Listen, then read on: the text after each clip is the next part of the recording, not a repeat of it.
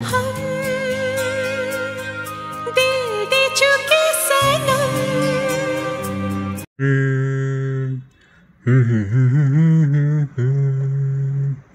जाऊ दे, माझा आवाज इतका बकवास आहे की ज्या गाण्याची तुम्हाला आठवण करण्याचा मी प्रयत्न करतोय त्या माझ्या आवाजामुळे तुम्हाला भलतंच काहीतरी वाटायचं.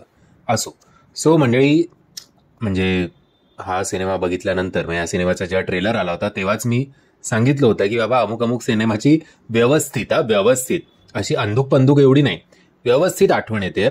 तर मग का एवढा अट्टहास करायचा हा सिनेमा बनवायचा मला अजूनही कळत नाही. म्हणजे जो ओरिजिनल सिनेमा होता हम दिल दे चुके सनम, तो जर ब्लॅक अँड व्हाईट सिनेमा असता तरी कदाचित बाबा चला चालून गेलं असतं. बट जेन झी ऑडियन्सने सुद्धा हा सिनेमा बघितलाच नसेल किंवा या सिनेमाची गाणी ऐकलीच नसतील अशातला भाग नाहीये. हा सिनेमा कधी ना कधी आपल्या आईबाबांमुळे किंवा आजी आजोबांमुळे आपण झी सिनेमाज या एक साध्या चॅनलवर तरी बघितलाच असेल. आपली किती इच्छा असो किंवा नसो, म्हणजे जेन झीचं बोलतोय मी. सो मग अशा वेळेला का हा सिनेमा बनवायचा अट्टहास, मला तरी त्याचं काही लॉजिक कळलेलं नाहीये. बरं, मग सगळ्याच गोष्टीचा त्या सिनेमाकडनं उचलायच्याच होत्या, तर मग त्या सिनेमाची जशी गाणी होती, जसं बॅकग्राऊंड म्युझिक होतं, ते का नाही कमर्शियल लेवलवर हा सिनेमा का नाही करण्यात आला.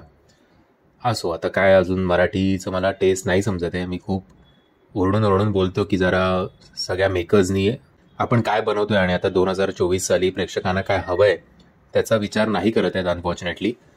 बट माहिती नाही, मतलब खूप डिसअपॉइंटिंग आहे. चांगल्या गोष्टी आहेत सिनेमामध्ये, लोकेशन्स चांगले आहेत, अभिनय चांगला आहे. पण अभिनय चांगला कुठे आहे? इंडिव्हिज्युअल अभिनय चांगला आहे. जी मेन केमिस्ट्री आता श्रेयस सरांमध्ये किंवा या सिनेमाच्या ज्या नायिका आहेत गौरी यांच्यामध्ये असली पाहिजे, ती थोडीशी मिसिंग वाटत होती. आता ऑब्व्हियसली एक मी झुकतं माप देऊ इच्छितो, कारण सतत त्या सिनेमाची हम दिल दे चुके सनमची आपल्याला इतकी आठवण होते की आपण ती केमिस्ट्री अजय देवगण आणि ऐश्वर्या ती कम्पेअर केल्या जात असावी. आणि मी सांगतो की बाबा मी कदाचित कम्पेअर करून चुकत असेल, कारण ती इतकं सगळं फ्रेम टू फ्रेम असं नाही, बट माहिती नाही यार, म्हणजे असं काही वाटतच नव्हतं की मी एक नवीन सिनेमा बघतोय. सो अनफॉर्च्युनेटली इंडिव्हिज्युअल अभिनय प्रत्येकाचा चांगला आहे. मग ते श्रेयस तळपदे असतील किंवा गौरी असेल किंवा शरद पोंक्षे सर असतील, सुहास जोशी ताईंचा स्वतःचे इंडिव्हिज्युअल त्यांचे मोमेंट्स आहेत. त्याचा स्क्रीन प्ले कमी आहे, पण जेवढा वेळ त्या स्क्रीनवर आहेत तेवढा वेळ ते आपल्याला न कळत डोळ्यात पाणी आणतात, हे सुद्धा तेवढंच खरं. ऋषी सक्सेनाला स्वतःवर काम करण्याची गरज आहे असं मला तरी वाटतं. काही दिया परदेस फेम याच्या जीवावर त्याला कामं मिळत आहेत आणि ती अशीच मिळत राहावं.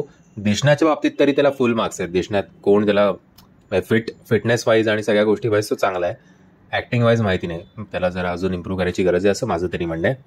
बाकी टेक्निकल ॲस्पेक्ट्स असतील किंवा डिरेक्शन असेल, आता याच्याबद्दल मी काय बोलायचं. जर मला सतत त्या ओरिजिनल सिनेमाची आठवण येत असेल तर, आणि मला असं काही नवीन, कारण ऑब्व्हियसली बजेट वाईज आपण त्या सिनेमाशी कम्पीट नाही करू शकत.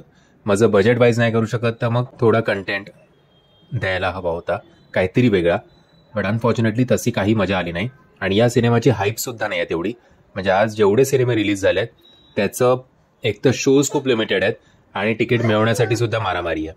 हे आमचं आलं पिल्लू, त्याचा आवाज आला असेल तुम्हाला आत्ता. तो चला आता रॅपअप करतो हा व्हिडिओ, आणि आता गोंगाट करेल इकडे. म्हणजे मी आशा करतो तुम्हाला हा व्हिडिओ आवडला असेल, आणि जर तुम्ही या मतांशी सहमत असाल किंवा असहमत असाल तरी कमेंटच्या माध्यमातून कळवा. आणि जर तुम्हाला हा व्हिडिओ आवडला असेल तर प्लीज या व्हिडिओला लाईक, शेअर आणि चॅनलला सबस्क्राईब करायला विसरू नका. थांब. जय हिंद, जय महाराष्ट्र.